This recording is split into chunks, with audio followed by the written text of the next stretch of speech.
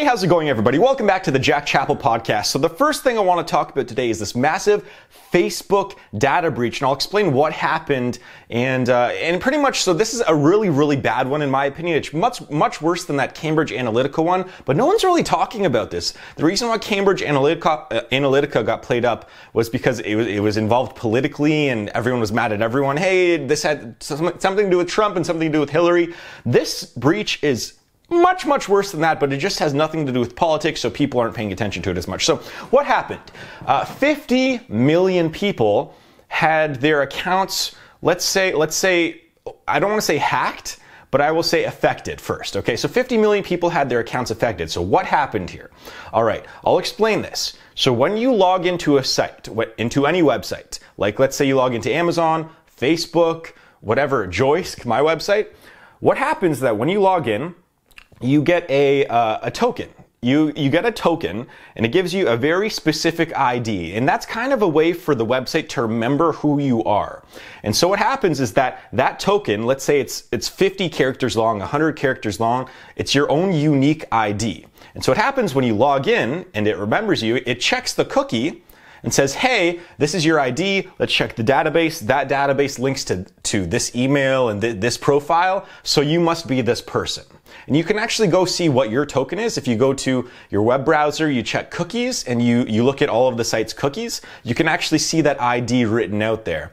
And so what happened in this case was that hackers, they didn't reveal how they did this, Facebook, but they figured it out, but hackers were able to get 50 million of those tokens. And so what happened was that they were essentially able to get those tokens, and if they wanted to, they could put it in their browser and act as if they were you. So if they were able to get your token, which they did for 50 million people, they could have theoretically used that token to get into your account. They didn't hack your password, they didn't hack your whatever, your email, they didn't figure out anything. They just got the token that is stored in your browser, okay? That happened to 50 million people. So why is this bad? Well, obviously, if they take your token, Facebook can't really tell if it's you or if it's them for the most part, or if it's some random hacker group. So theoretically, if you were affected by this, they could have went into your profile and changed everything. They could have posted whatever they wanted and essentially destroyed your whole account. And here's what's even worse about this, actually, is that those tokens that are stored in your browser are also used on all those apps that like you log in with Facebook. So Tinder, like Spotify, Instagram, they could have went through, if you're an Instagram person, if you're an Instagram influencer, they could have gone through, deleted all your pictures, all of your videos. Nothing you could have done about it. They could have done that. And so yeah, 50, however, because I don't know how they got the token specifically, they wouldn't reveal it. However, I highly doubt that they would have gone in and you know, to each 50 of the 50 million accounts and deleted everything. That's just, it's not, the time commitment for that would have been too much. So I'm guessing they probably went into a few thousand people's accounts and maybe they did some wonky stuff to see if it worked, and maybe they're going to sell those tokens on the dark web. But anyways, so this problem, if this did happen to you, Facebook figured it out, so don't worry, your account is not hacked right now, what they did. And so what happens is actually when you get that token, when you log in, once you log out and then log back in, you get a new token.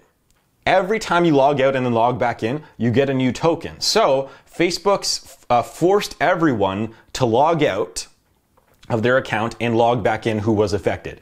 And so they said 50 million people were for sure affected, and up to 90 million people could have potentially been affected. So they essentially forced 90 million people to log out of their Facebook account. And so anyways, I'm really just surprised because this is dangerous. I mean, think about even if you had a Facebook business account or a Facebook page, these hackers could have gotten your token, deleted your Facebook page. Let's say you have 1 million people, deleted your Facebook page. Now, actually, Facebook has some stuff. It actually takes about 7 days to a month to actually delete your Facebook page.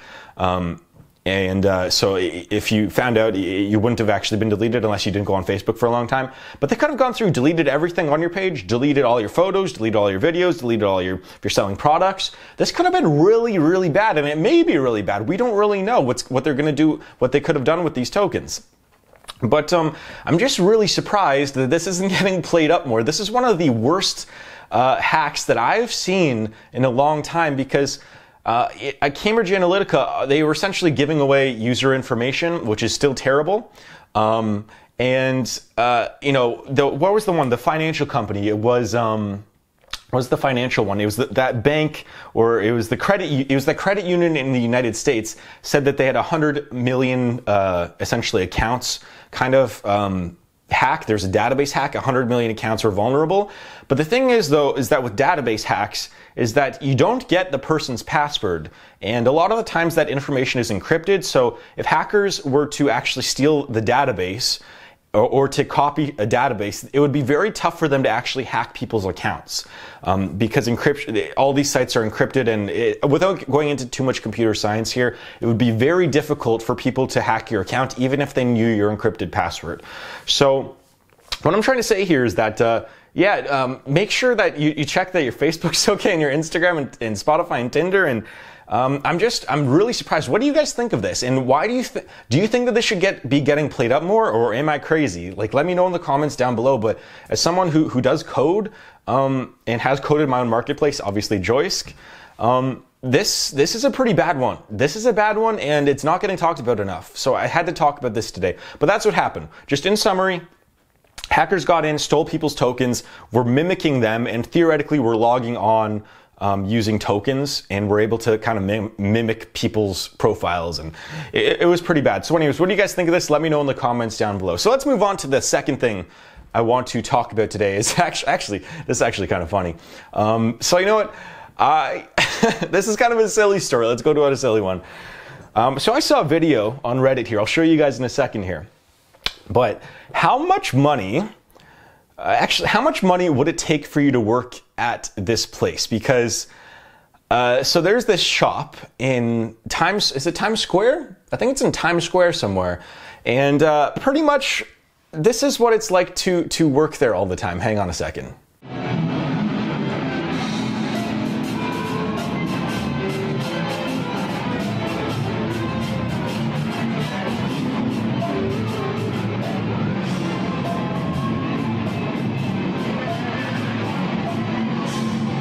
I was actually thinking about this today. I mean, imagine the hearing loss that would go on if you actually worked there a 9 to 5. Oh my God. And you know what? I don't understand too. Like, I play guitar, but how can you hear? I mean, you're in there, you're in the shop, and you have all these amps and all these electric guitars. How can you actually hear what you're actually playing? And why would you want to go there? Why would you want? And no one's listening to you. There's 100 other people playing guitar. Why would you want to go there and just? I mean, how much money would it take for you to work there every day? I mean, on a per day basis. I mean, I don't know if there's an amount of money that I would. Actually, I shouldn't say that. Everyone has a price, probably. You know what? I would do it for a year for like, I don't know how much. Probably $1 million. I think $1 million would be my number, but for some of you, maybe like 100 grand, maybe 50, maybe 200. What would be your actual price to go there?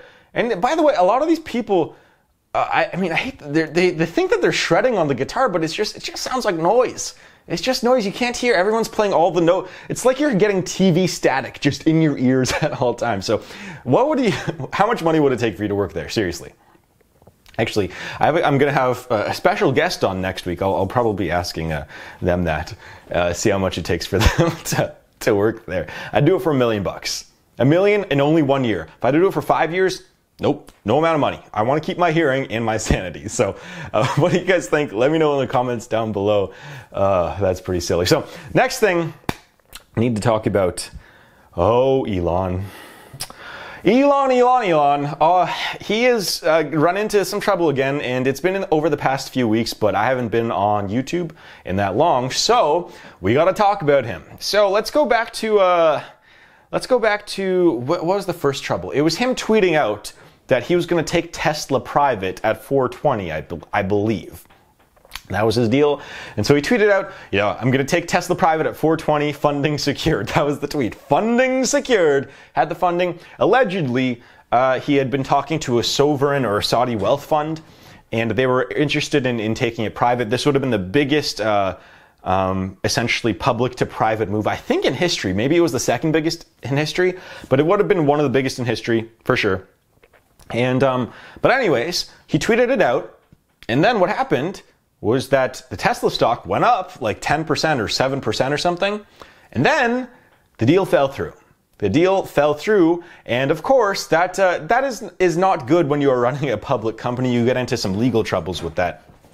And so pretty much what happened was that, how should I say this here, is that Elon is kind of getting sued by the SEC. He's getting sued by the SEC, the SEC was thinking of suing him, and so they were going to settle, all right? Because you can't tweet out something that essentially looks like you're pumping your stock up. That's pretty much what the SEC is saying. You tweeted out something, it's not true, so you got to pay a fine or something to do. You got to have some sort of repercussion for this. So the deal was for the SEC not to sue Elon. They were going to settle, and these were the clauses. It was going to be an undisclosed fine. I'm guessing, I don't know, probably in the tens of millions of range. If it's just for Elon, if it's for the company, probably hundreds of millions, or no, probably less than 100 million. But I would guess somewhere in the tens of millions if it were a fine like that. So that was number one. Number two was that the clause would say that Elon was not guilty of anything, didn't do anything wrong, but he's just getting this punishment. The third clause was that he would be barred from being the chairman of Tesla, that is a pretty hefty punishment. And that was for 2 years. That was part of the deal. And allegedly, this is all allegedly, this fourth one is allegedly, or how many have I said? 4. So the fourth one was that they were looking into potentially barring him as the CEO of a public company for 2 years. So they were trying to really suspend him from being an entrepreneur, a public entrepreneur for several years. And that, I don't know if that part's true, but even if he was just suspended as chairman and got the fine, I mean, that's still a hefty price. So Elon, at the last minute, as they were apparently close on a deal, he said, no, not going to do this. Don't want to give up my spot as chairman. That'd be giving up too much control of the company. And so now, because he said no, SEC is very much looking into suing him and doing a full investigation. So what does this mean for Elon? What does this mean for Tesla? So what this means for Elon is that 2 things. He's going to get investigated a little bit more, and which could lead to, I mean, if he sold Tesla stock after he tweeted out the 420, selling at 420 or going private at 420, if he sold stock after that bump, that's fraud. That's prison time. I don't think he sold stock because he would have had to announce it or do some sort of public, he would have filled out you have to fill out a form saying you're going to sell stock, and it usually takes a few weeks. But pretty much, if he were to do anything nefarious where he would have profited off of that pump, that's jail time. This is not a rich person getting away or paying a fine. If that were to happen, that's like jail. That's fraud. That is defrauding people out of their money for investing in the company. I don't think he did that though, so that's probably not going to happen. So if this lawsuit were to go through, he could potentially just be barred from being the CEO of Tesla. He might actually get, or being the chairman of Tesla or CEO of any company after this, if they were to go through. However, cases like this, just because the first settlement offer didn't work, doesn't mean that the other settlement offers aren't going to work. So usually what happens is that, this case is going to take a few years to go through if it does. But in those next few years, most likely they're going to come to an actual settlement that they're both agree upon because, I mean, going through a whole lawsuit, it's a lot of stress. Elon doesn't really want that, and SEC, I guess, doesn't care. And this is such a small, there's been such worse things that have happened than a tweet. So there's no way that they're actually going to go through this full lawsuit to jail Elon. There's going to be some settlement. Someone's going to give way somewhere. So that is the big update. Oh, and by the way, I need to talk about the smoking weed. You saw, I was watching the live Elon smoking weed on Joe Rogan, and man, that I knew the second that happened. The second he started smoking weed on Joe Rogan, I was watching it at like 2 a.m. or 3 a.m. here. I knew once that happened, I should have gone on and bought and shorted Tesla stock because I knew that stock was going down because people in Wall Street specifically, they're like, this isn't the behavior of a CEO. He can't be smoking weed. That's illegal, right? It's illegal in however many states, 30 states or 40 states in the United States. Yeah, man, I was thinking about that too. I was like, man, maybe I should just buy like maybe just even 10 shares or something. Just put a few grand in here, just make a few $100 and just cash out. I was really thinking about that too, but I think at the time what did I end up buying? I had to buy something. I think I bought inventory at the time for Joisk, so I just decided that was a better move. But I still can't believe that Wall Street cares so much about people smoking weed. And I can't believe that there's still, I mean, I don't smoke weed, but who cares? Who cares? Weed, I mean, and he even said he doesn't smoke weed, and he didn't even inhale all the way. He's just like, yeah, he was trying to like say it doesn't affect me. He didn't even take a puff. Didn't even inhale, and he's like, yeah, I'm not affected. Yeah, well, you didn't inhale. Yeah, actually, weed's going to be legal in Canada here in, how many, I think it's in a couple months? Or is it legal here already? I think it's October. I think it's actually sometime next month. Weed's gonna be legal, so I might actually try an edible and then try to do a podcast. And I might have someone that might hop on and might be interested in doing a podcast high on weed. But I don't know if that's gonna work out, and if it's not a good podcast, I'm not gonna post it. So, anyways, let's move on to the next thing I wanted to talk about today. Actually, no. I want to get to the reaction of the Elon here. So. People were saying here, there's a quote, there's about a 25% chance Musk remains CEO of Tesla. 25% chance, so 75% chance they're saying that he's not going to return as CEO. Now that the SEC is suing the company, said Gene Munster, a managing partner of venture capital firm Loop Ventures, which invests in tech companies. So I don't see him. I mean, people believe in Elon too much. I don't think that he's going to, if he leaves, I think it's going to be under his own power. He's not going to get forced out. And I think he still has enough power where he has the final say for most of this stuff anyways. I don't know how the Board of Governors works for them, so I don't know. But I'm guessing he has enough power to keep himself if he wanted to. And yeah, so yeah, they're still probably going to settle. But yeah, again, what do you guys think of this whole Elon thing? I think that a part of it's really silly. The smoking weed thing's really silly. Again, should he have tweeted out funding secured 420, taking Tesla private, essentially? I mean, no, you should have said, maybe you said, I'm interested in taking Tesla private. That would have probably been okay. You wouldn't have had to go through this whole mess. Man, he's just had a rough few months, man. I'm talking about the pedo thing too, which came out of nowhere. That's, I don't know. And people are saying too that Tesla stocks dropped so much. Tesla, the stock itself, I mean, it kind of went through this whole thing like 6 months ago. It tanked down to like the same level. It was 200 something.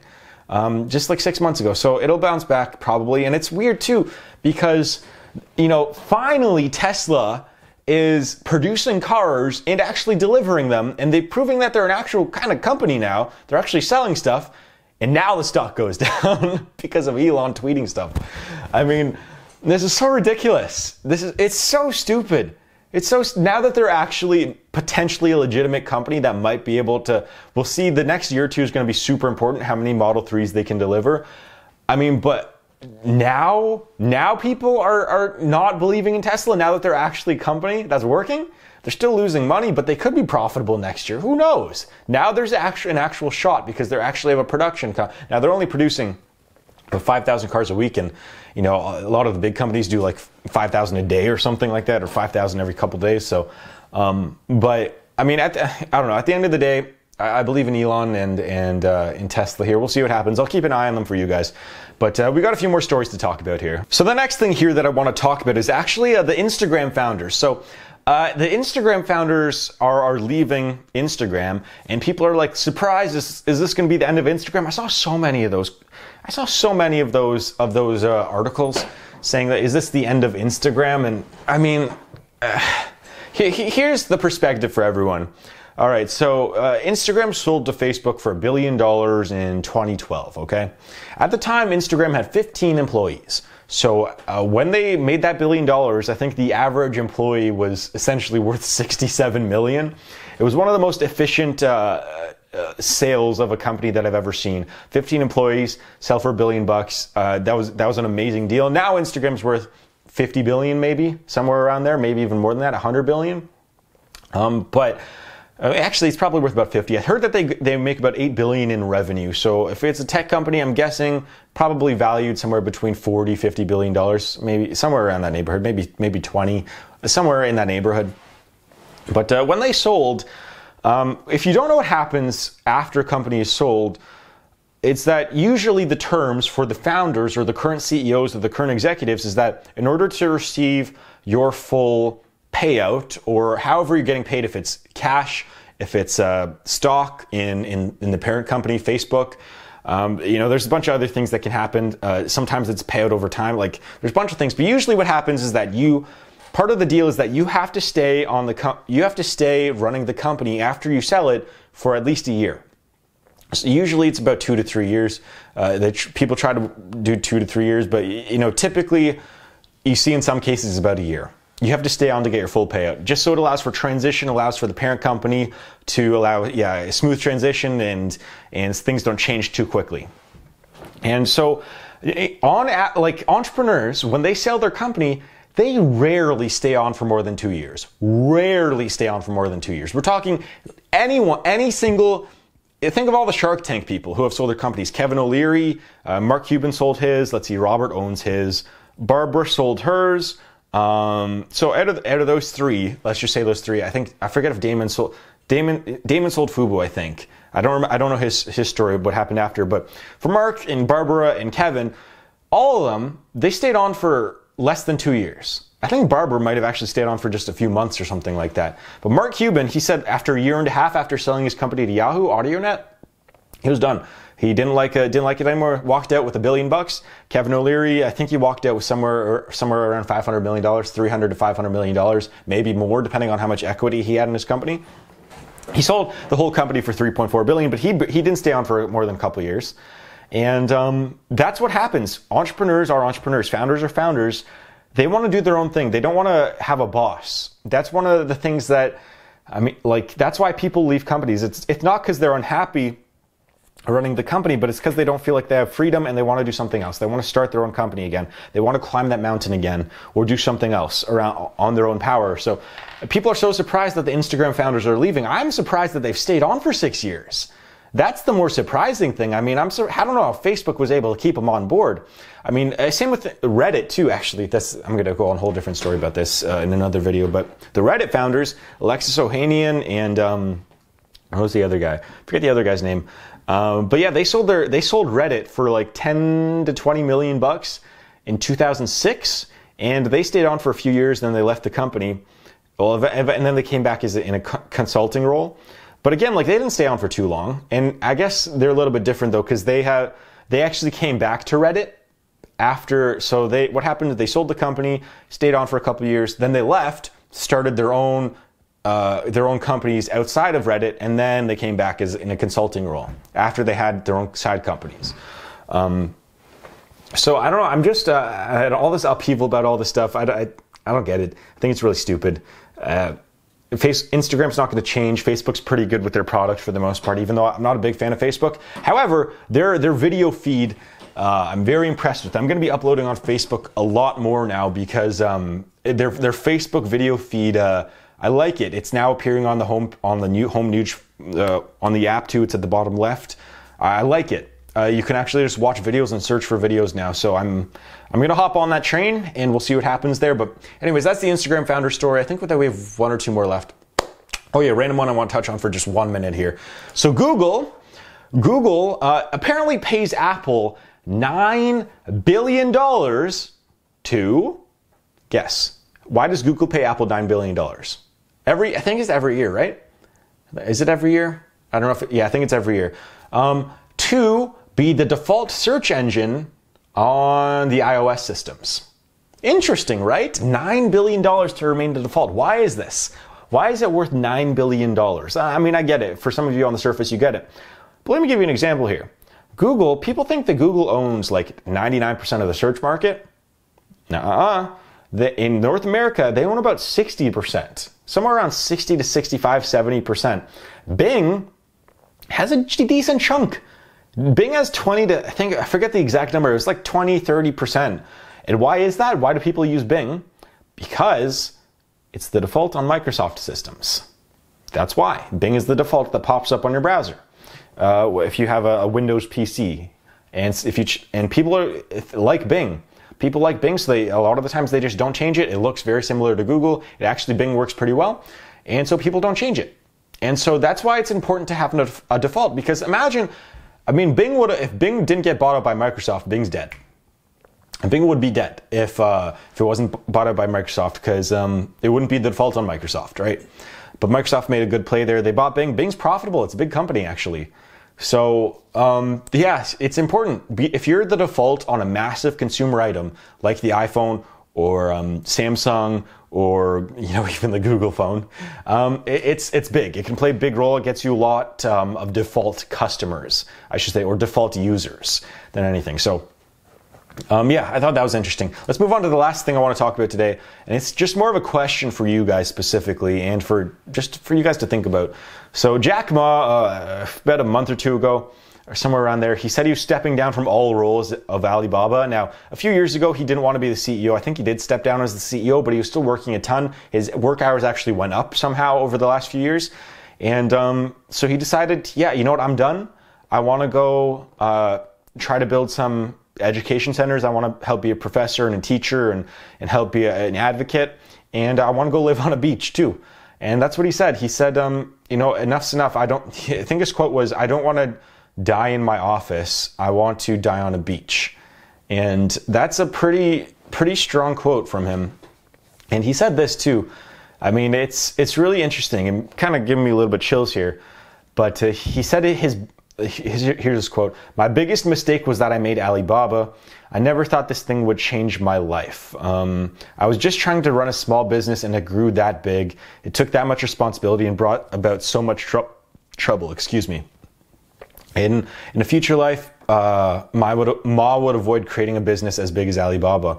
He said, "I want to be my own self. I want to enjoy my life." And yeah, so he even said that the happiest moment of his life was back when he made under $20 a month as a poor school teacher. And that is kind of powerful coming from him. I know, obviously, it's better to have it's better to have tens of billions of dollars than to make $20 a month. But if you're not happy, I mean, you're not happy. And he wasn't happy in his current role. He said also too, "In my 80s and 90s, maybe I'm on the beach. I listen to the radio and the news says that Alibaba does wonderfully. I will be profoundly happy." So that was kind of really cool. You don't hear a lot of entrepreneurs talk about that too much. You hear so much about how specifically entrepreneurs love the game itself, love the grind. And I agree with that. That's what I like too. I like building. That's my favorite thing. But Jack Ma apparently didn't like it too much. He said that he was happier doing what his true passion was, teaching. He was a school teacher. And he said he was happier back then. So hopefully he finds some happiness, and now he's able to do what he wants and is able to connect with people. And good for him. He built up the second biggest e-commerce company in the world. So, I mean, props to him. And I mean, there were some pictures too of Alibaba in its early days too, just starting in an apartment. It's kind of crazy. But anyways, what do you guys think of that whole Alibaba thing too? What do you guys think of Jack Ma as just a person? I think that he's, I don't know. There's a few entrepreneurs where I think that they're just kind of playing a game at trying to appear as if they're charitable. Like right now, I've heard everything about Jeff Bezos. Like I heard that he's just, in person, he's very controlling and strong, like you need to be as an entrepreneur, kind of a dick, happens sometimes. He has good intentions scientifically and for innovation, very good intentions, and I'm totally on board with that. He has that same drive as Elon in terms of that. But I think that some of his charitable stuff is, I mean, he's probably doing it out of the good of his heart. I get it. But I feel like there's a little bit of PR in there somewhere. That's just my own personal opinion. I could be wrong. I don't know. What do you guys think?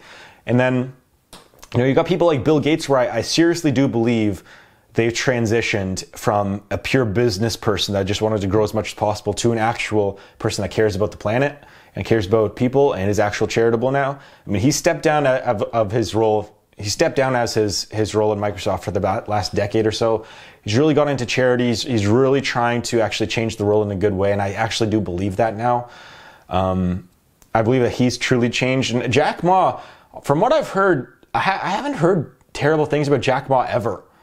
And I feel like he's a true-hearted, good person that, he was just a teacher that accidentally became a businessman. Meanwhile, most other people were business people that became business people. I feel like he just kind of, his story seems like he was very, very smart and he was able to do it, and it was exciting at the time, but he just kind of, I don't know, it wasn't his true intention to build up a multi-billion-dollar company. So what do you guys think of all this? Let me know in the comments down below. And I think that's where I'm going to leave you guys off here. So anyways, this is the first episode back of a podcast. This was a solo one.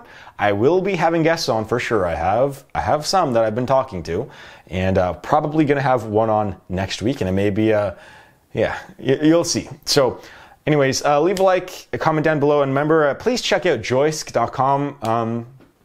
It's my website, e-commerce marketplace. I think, what do we have on sale? We just put something up on sale. We put up a book on sale, but I think that, I don't know, we'll put something else on sale. I don't know. Just please check out joisk.com. I'm still filling it out. I talked to actually some suppliers about, I'm ordering it like right now. The tab's open actually.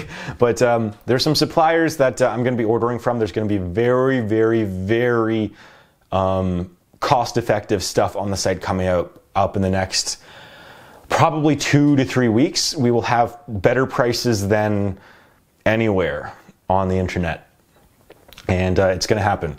So for specific items too, you're going to be able to get stuff on Joisk that is decent quality for essentially for Wish prices. Remember, like, you know, Wish, it's the site where essentially everything on there is super, super cheap, but it takes 3 months to get to you, and a lot of the times it's made in China. So I've luckily, there's a supplier very near me that no one knows about for some reason. Not no one, but they're not well known in the internet space, but there's a supplier, and I've looked at some of their products, tried some of them, and yeah, they're Canadian made, and I'll be able to get wholesale stuff and get mass quantities, and I think that we're gonna, because we don't have any overhead or shareholders, we're going to be able to price stuff much better than any other company on the internet, in my personal opinion, in the next few weeks.